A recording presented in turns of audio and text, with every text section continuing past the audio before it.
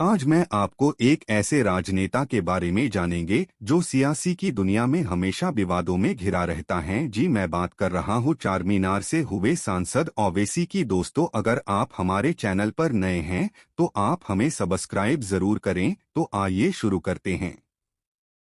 ओवैसी का जन्म 13 मई 1969 को सुल्तान सलाहुद्दीन ओवैसी और नजमुन्निसा बेगम के घर हुआ था।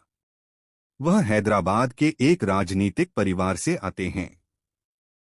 उनके दादा अब्दुल वाहिद ओवैसी ने 18 सितंबर 1957 को ऑल इंडिया मजलिस-ए-इत्तेहादुल मुस्लिमीन के रूप में राजनीतिक पार्टी मजलिस-ए-इत्तेहादुल मुस्लिमीन को फिर से लॉन्च किया। उनके पिता सुल्तान सलाहुद्दीन 1962 में आंध्र प्रदेश विधानसभा के लिए चुने गए थे। सुल्तान सलाहुद्दीन ओवैसी भारतीय संसद के लिए चुने गए थे। 1984 में पहली बार हैदराबाद निर्वाचन क्षेत्र और 2004 तक चुनाव जीतते रहे, जब उन्होंने असदुद्दीन के पक्ष में कदम रखा। 2008 में उनका निधन हो गया। असदुद्दीन ओवैसी ने अपनी स्कूली शिक्षा the Hyderabad public school, Begumpet और सेंट मैरी जूनियर कॉलेज से की और उसके बाद हैदराबाद के निजाम कॉलेज, उस्मानिया विश्वविद्यालय से कला स्नातक में स्नातक किया। उन्होंने 1994 में विजय ट्रॉफी में तेज गेंदबाज के रूप में south zone inter university under 25 cricket team का प्रतिनिधित्व किया और बाद में साउथ जोन यूनिवर्सिटी टीम में चुने गए। वह पेशे से बैरिस्टर हैं और लंदन के लिंकन इन में पढ़े हैं। उनके भाई अकबरुद्दीन ओवैसी तेलंगाना विधानसभा के सदस्य हैं और इसमें पार्टी के प्रमुख हैं। उनके सबसे छोटे भाई बुरहानुद्दीन ओवैसी एतमाद के संपादक हैं। ओवैसी ने 11 दिसंबर 1996 को फरहीन ओवैसी से शादी की। दंपति के 6 बच्चे हैं, जिनमें एक बेटा सुल्तानुद्दीन ओवैसी जन्म 2010 और 5 बेटियां खुदसिया ओवैसी, यास्मीन ओवैसी, अमीना ओवैसी, महीन ओवैसी और अतिका ओवैसी शामिल हैं। उनकी मां नाजिमा बेगम हैं। वह शास्त्रीपुरम, मैलारदेवपल्ली, हैदराबाद में रहते हैं। उनकी सबसे बड़ी बेटी खुदसिया ओवैसी की सगाई 24 मार्च 2018 को नवाब शाह आलम खान पैतृक और मोइनुद्दीन खान संदोजई मातृ के पोते बरकत आलम खान से हुई थी। उनकी दूसरी बेटी यास्मीन ओवैसी की शादी सितंबर 2020 में 10 सियासत डेली के संपादक जाहिद अली खान के चचेरे भाई चिकित्सक मजहरुद्दीन अली खान के बेटे आबिद अली खान से हुई थी। उनकी तीसरी बेटी अमीना ओवैसी से शादी हुई थी। 22 दिसंबर 2022 को फहद बेग ओवैसी हैदराबाद स्थित ऑल इंडिया मजलिस-ए-इत्तेहादुल मुस्लिमीन एमीम पार्टी से ताल्लुक रखते हैं, जिसके उनके पिता और दादा अध्यक्ष रह चुके हैं। जिहादी आतंकवाद के विरोध में पार्टी पत्रकार किंगशुक नाग के अनुसार अभी भी प्रतिस्पर्धी रूढ़िवाद की राजनीति करती है। ओवैसी ने 1994 में आंध्र प्रदेश विधानसभा चुनाव में अपनी राजनीतिक शुरुआत की। चारमीनार निर्वाचन क्षेत्र से चुनाव लड़ते हुए, जो उनकी पार्टी 1967 से जीत रही है, उन्होंने अपने निकटतम प्रतिद्वंद्वी मजलिस बचाओ तहरीक के उम्मीदवार को 40,000 मतों के अंतर से हराया। उन्होंने निर्वाचन क्षेत्र से निर्वाचित प्रतिनिधि के रूप में विरासत रसूल खान की जगह ली। 1999 के चुनाव में उन्होंने अपने निकटतम प्रतिद्वंद्वी तेलुगु देशम पार्टी के उम्मीदवार सैयद शाह नूरुल हक कादरी को 93,000 मतों से हराया। ओवैसी को चुनाव में 126,000 वोट मिले थे। 2004 के चुनाव में सैयद अहमद पाशा कादरी ने निर्वाचन क्षेत्र से विधानसभा के सदस्य के रूप में उनकी जगह ली। 2004 में ओवैसी के पिता सुल्तान सलाहुद्दीन ओवैसी, जो लोकसभा भारतीय संसद के निचले सदन में हैदराबाद निर्वाचन क्षेत्र का प्रतिनिधित्व कर रहे थे, ने खराब स्वास्थ्य का हवाला देते हुए आगे चुनाव लड़ने से इनकार कर दिया। निर्वाचन क्षेत्र में 70% मुस्लिम आबादी है। उन्हें अपने निकटतम प्रतिद्वंद्वी सुभाष चंद्र जी के 28% की तुलना में 38% वोट मिले थे। 2008 में वाम मोर्चा, जिसमें कम्युनिस्ट पार्टियां शामिल थीं, ने संयुक्त प्रगतिशील गठबंधन के नेतृत्व वाली भारत की केंद्र सरकार से अपना समर्थन वापस ले लिया। यह भारतीय प्रधानमंत्री मनमोहन सिंह और अमेरिकी राष्ट्रपति जॉर्ज डब्ल्यू बुश द्वारा हस्ताक्षरित भारत-अमेरिका परमाणु समझौते के जवाब में किया गया था, जिसने भारत को परमाणु बम रखने की अनुमति दी थी, लेकिन बदले में अंतर्राष्ट्रीय निरीक्षण की अनुमति देनी पड़ी थी। कम्युनिस्ट पार्टियों को लगा कि इस डील से भारत अमेरिका का मोहरा बन जाएगा। वाम मोर्चे के समर्थन वापस लेने के कारण भारतीय संसद में विश्वास मत हुआ। जब उत्तर प्रदेश के मुख्यमंत्री मुलायम सिंह यादव दावा किया कि भारत के मुसलमानों ने सौदे का विरोध किया, ओवैसी ने कहा कि यह सौदे को सांप्रदायिक कोण देने का प्रयास था।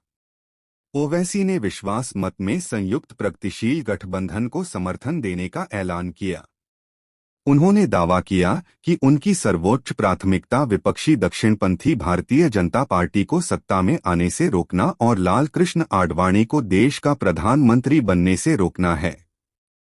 उन्होंने आगे कहा, हम विदेश नीति के प्रभाव पर अपनी आपत्तियां व्यक्त करेंगे, लेकिन किसी भी कीमत पर हम भाजपा को सत्ता में आते हुए नहीं देखना चाहेंगे। किसी भी कीमत पर हम श्री आडवाणी को प्रधानमंत्री बनते नहीं देखना चाहेंगे, जो बाबरी मस्जिद विध्वंस मामले में आरोपी हैं, इस महान राष्ट्र का, जिससे मुसलमानों का भविष्य नष्ट हो रहा है और धर्मनिरपेक्षता कमजोर हो रही है। 2009 के भारतीय आम चुनाव में एक उर्दू दैनिक द सियासत डेली के प्रधान संपादक जाहिद अली खान को ओवैसी के खिलाफ खड़ा किया गया था। उन्हें प्रतिद्वंद्वी तेलुगु देशम पार्टी, तेलंगाना राष्ट्र समिति, भारतीय कम्युनिस्ट पार्टी, मार्क्सवादी का समर्थन प्राप्त था। हिंदुस्तान टाइम्स ने लिखा कि एआईएमआईएम पार्टी को हैदराबाद निर्वाचन क्षेत्र में कड़ी चुनौती का सामना करना पड़ा। हालांकि ओवैसी विजयी हुए और अली खान को 110,000 मतों के अंतर से हराया। उन्होंने 2004 के चुनाव की तुलना में जीत का अंतर 10,000 वोटों से बढ़ाया। ओवैसी को भारतीय संसद के 15वें सत्र में उनके प्रदर्शन के लिए अक्टूबर 2013 में 2014 के संसद रत्न पुरस्कार जेम ऑफ पार्लियामेंटेरियन से सम्मानित किया गया था। इस अवधि के दौरान उन्होंने 292 के राष्ट्रीय औसत की तुलना में संसद में 1080 प्रश्न पूछे। उनकी उपस्थिति 70% है। मिली गजट ने लिखा है कि उन्होंने लोकसभा, भारतीय संसद के निचले सदन में अपने साहसिक भाषणों के लिए भारतीय मुसलमानों के बीच राष्ट्रीय स्तर पर व्यापक सम्मान प्राप्त किया है। उन्होंने अल्पसंख्यक समुदाय के हितों से संबंधित मुद्दों को संसद में उठाया। साथ ही जब उन्होंने संसद में वक्फ संपत्तियों का मुद्दा उठाया तो तत्कालीन ग्रामीण विकास मंत्री जयराम रमेश ने स्वीकार किया कि वक्फ को एक गंभीर मामले के रूप में मान्यता न देना उनके मंत्रालय की गलती थी। अप्रैल 2014 में ओवैसी ने 2014 के आम चुनाव में हैदराबाद निर्वाचन क्षेत्र के लिए अपना नामांकन दाखिल किया। उन्होंने 27 लाख रुपए, करीब $42,000 की चल संपत्ति और 3 करोड़ रुपए, करीब $463,000 की अचल संपत्ति की घोषणा की। वे अपने निकटतम प्रतिद्वंद्वी भारतीय जनता पार्टी के भगवंत राव को 197,000 वोटों के अंतर से हराकर एक बार फिर निर्वाचन क्षेत्र से चुने गए। ओवैसी ने घोषणा की कि उनकी पार्टी एमीन 2015 का बिहार विधानसभा चुनाव मुख्य रूप से राज्य के सीमांचल क्षेत्र के मुस्लिम बहुल क्षेत्र से लड़ेगी। न्यूज़ 18 इंडिया ने लिखा कि पार्टी के उम्मीदवार वोटों को विभाजित करेंगे और मतदाताओं को उन पर हिंदू राष्ट्रवादी भारतीय जनता पार्टी का एजेंट होने का संदेह था। उन्होंने कहा कि वह उनके जीतने की संभावनाओं के बारे में यथार्थवादी थे। उन्होंने दावा किया कि सीमांचल क्षेत्र अविकसित था और उन्होंने बिहार के मुख्यमंत्री नीतीश कुमार, भारतीय राष्ट्रीय कांग्रेस को दोषी ठहराया, इसके लिए पार्टी और भारतीय जनता पार्टी। उन्होंने कहा कि उनका उद्देश्य क्षेत्र के लिए एक क्षेत्रीय विकास परिषद बनाने के लिए सरकार पर दबाव बनाना था। हालांकि पार्टी ने सीमांचल क्षेत्र के 6 निर्वाचन क्षेत्रों से चुनाव लड़ा, लेकिन यह किसी भी सीट को जीतने में नाकाम रही। ओवैसी, जिन्होंने चौथी बार हैदराबाद लोकसभा क्षेत्र के लिए अपना नामांकन दाखिल किया, ने 13 करोड़ रुपए से अधिक की संपत्ति घोषित की, लेकिन उनके पास कोई वाहन नहीं है। कई टिप्पणीकार ओवैसी की तुलना जिन्ना से करते हैं, हालांकि ओवैसी ने हर बार जिन्ना के द्विराष्ट्र सिद्धांत का विरोध किया है। पैट्रिक फ्रेंच के अनुसार ओवैसी गैरसांप्रदायिक मुस्लिम पहचान की अपील करते हैं, हालांकि मुस्लिम आस्था के लिए नहीं, एक तरह से मुस्लिम समुदाय के एकमात्र प्रवक्ता होने के लिए जिन्ना की बोली के समान।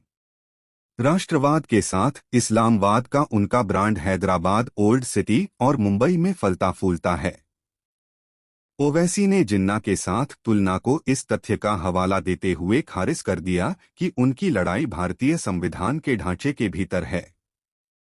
उनका कहना है कि भारत की सेक्युलर पार्टियां अपना वोट मुस्लिम उम्मीदवारों को ट्रांसफर नहीं करा पाई हैं। 2014 में चुने गए 23 मुस्लिम सांसदों में से 18 या 19-30% मुस्लिम मतदाताओं वाले निर्वाचन क्षेत्रों से थे, जबकि पार्टियां मुसलमानों के साथ भेदभाव नहीं करने का दावा करती हैं, वे व्यवहार में मुसलमानों को घेटों की स्थिति में छोड़ देते हैं। इसलिए मुसलमानों को ओबीसी, दलितों और यादवों की तरह अपनी खुद की राजनीतिक ताकत विकसित करनी चाहिए। 2008 के मुंबई हमलों के बाद ओवैसी ने निर्दोष लोगों की हत्या के लिए जकीउर रहमान लखवी और हाफिज सईद के खिलाफ कार्रवाई की मांग की। उन्होंने कहा कि देश के दुश्मन मुसलमानों के दुश्मन है। ओवैसी सरकारी नौकरियों और शिक्षा संस्थानों में पिछड़े मुसलमानों के लिए आरक्षण का समर्थन करते हैं। वह यह भी रखता है कि वह हिंदुत्व विचारधारा के खिलाफ है, लेकिन हिंदुओं के खिलाफ नहीं है। ओवैसी धार्मिक तीर्थ यात्रा पर मक्का जाने के लिए भारतीय मुसलमानों को दी जाने वाली हज सब्सिडी को समाप्त करने और इसके बदले मुस्लिम महिलाओं की शिक्षा के लिए धन का उपयोग करने का तर्क देते हैं। जुलाई 2016 में ओवैसी को उनके भाषण Islamic state of Iraq and the Levant (ISIS) के लिए मुसलमानों के बीच एक समस्या के लिए प्रशंसा मिली और उन्हें नरक के कुत्ते कहा। ओवैसी ने अपने भाषण में कहा, जो 2016 के सऊदी अरब बम विस्फोटों के बाद वितरित किया गया था, यह निगरानी करने के लिए कि कुछ मस्जिदों से क्या कहा जा रहा है, क्या और कौन कट्टरपंथी जहर इंजेक्ट कर रहा है। अगस्त 2016 में असदुद्दीन ओवैसी ने ट्वीट्स की एक श्रृंखला में भारत की 2011 की जनगणना में अहमदिया समुदाय को इस्लाम के एक संप्रदाय के रूप में शामिल करने के लिए केंद्र में अपनी नाराजगी व्यक्त की। अप्रैल 2017 में गोहत्या पर प्रतिबंध के मुद्दे पर ओवैसी ने उत्तर प्रदेश और उत्तर भारतीय राज्यों में गाय को पवित्र मानने में पाखंडी होने के लिए, लेकिन पूर्वोत्तर, गोवा और केरल में अपवित्र होने के लिए भाजपा की आलोचना की। ओवैसी ने कहा कि बिना किसी कारण के 3 तलाक के जरिए अपनी पत्नी को तलाक देने वाले मुस्लिम पुरुषों का सामाजिक बहिष्कार किया जाना चाहिए, लेकिन कहा कि यह प्रथा अभी भी मौजूद है। दिसंबर 2018 में ओवैसी ने पाकिस्तान के प्रधानमंत्री इमरान खान को भारत की समावेशी राजनीति सीखने के लिए कहा, जब पाकिस्तान में एक गैर मुस्लिम राष्ट्रपति भी नहीं हो सकता। 2019 के भारतीय आम चुनाव में बीजेपी की भारी जीत के बाद ओवैसी ने कहा कि ईवीएम में धांधली नहीं हुई है, इसके बजाय हिंदू दिमाग में धांधली हुई है। जून 2019 में ओवैसी ने कहा कि राहुल गांधी वायनाड लोकसभा निर्वाचन क्षेत्र से 40% मुस्लिम आबादी के कारण जीते। 17 नवंबर 2021 को ओवैसी ने उत्तर प्रदेश के शिया सेंट्रल वक्फ बोर्ड के पूर्व अध्यक्ष सैयद वसीम रिजवी के खिलाफ बाद में लिखी गई एक किताब पर शिकायत दर्ज की, जिसमें पैगंबर मोहम्मद पर आपत्तिजनक बयान थे। ओवैसी मुख्य रूप से अल्पसंख्यकों के इर्द गिर्द केंद्रित अपनी राजनीति के कारण विवादों और खबरों में रहे हैं। ओवैसी उनके छोटे भाई अकबरुद्दीन के साथ 2005 में मेडक जिला कलेक्टर के साथ मारपीट करने के आरोप में मामला दर्ज किया गया था। 20 जनवरी 2013 को उन्हें 14 दिनों के लिए न्यायिक हिरासत में भेज दिया गया था और बाद में संगारेड्डी जेल में स्थानांतरित कर दिया गया था। 16 अप्रैल 2005 को मेडक जिले में एक सड़क चौड़ीकरण परियोजना के लिए एक मस्जिद को गिराए जाने के विरोध में एमआईएम के विरोध से संबंधित मामला, पुलिस ने उन पर आपराधिक धमकी, दंगा करने और धार्मिक समूहों के बीच शत्रुता को बढ़ावा देने सहित विभिन्न आरोपों के तहत मामला दर्ज किया। 2009 में भारत निर्वाचन आयोग के आदेश पर मोगलपुरा क्षेत्र में तेलुगु देशम पार्टी टीडीपी के एक पोलिंग एजेंट सैयद सलीमुद्दीन का पीछा करने और पिटाई करने के आरोप में ओवैसी के खिलाफ मामला दर्ज किया गया था।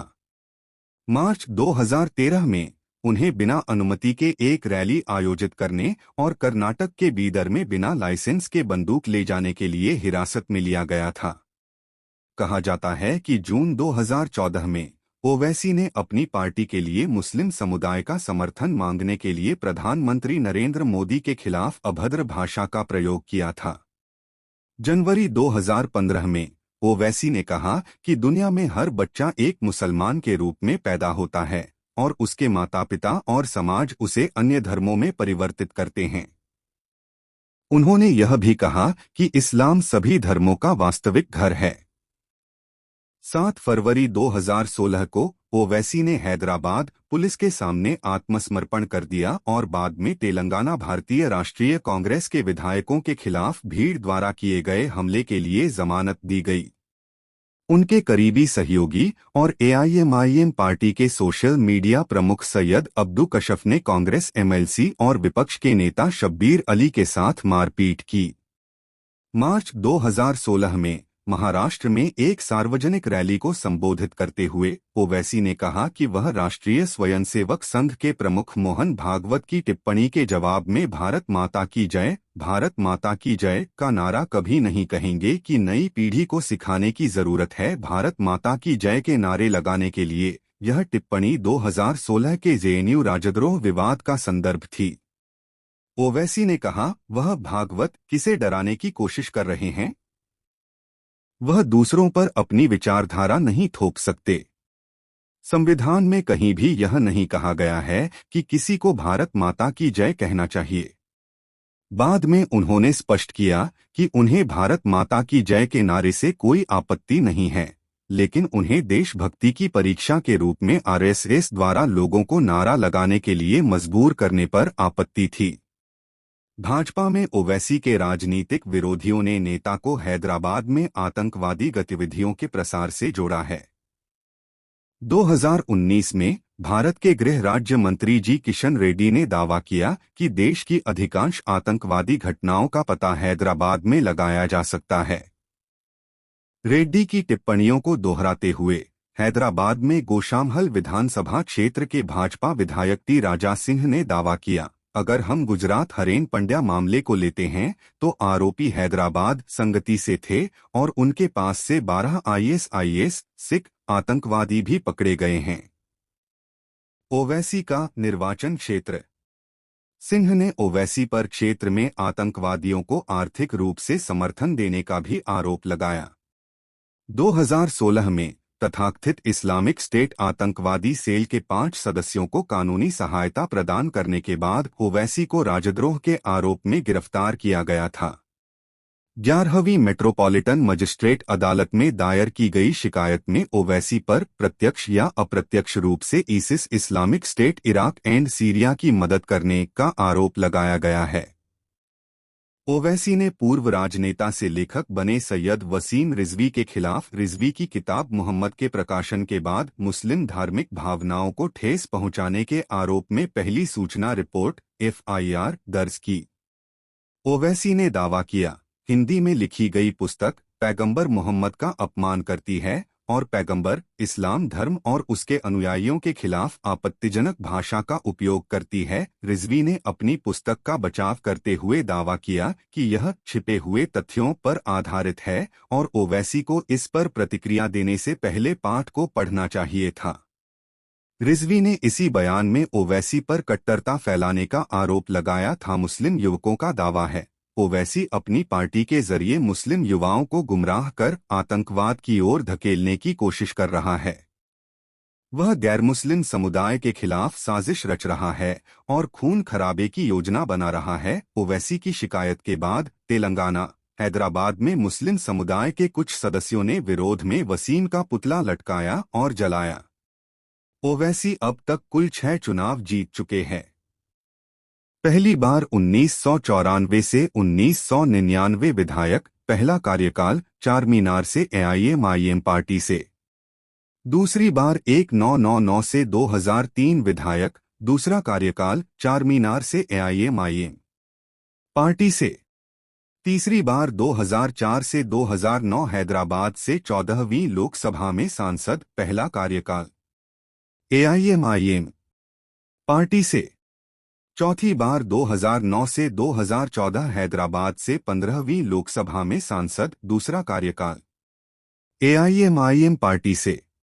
पांचवी बार 2014 से 2019 हैदराबाद से 16वीं लोकसभा में सांसद, तीसरा कार्यकाल एआईएमआईएम पार्टी से।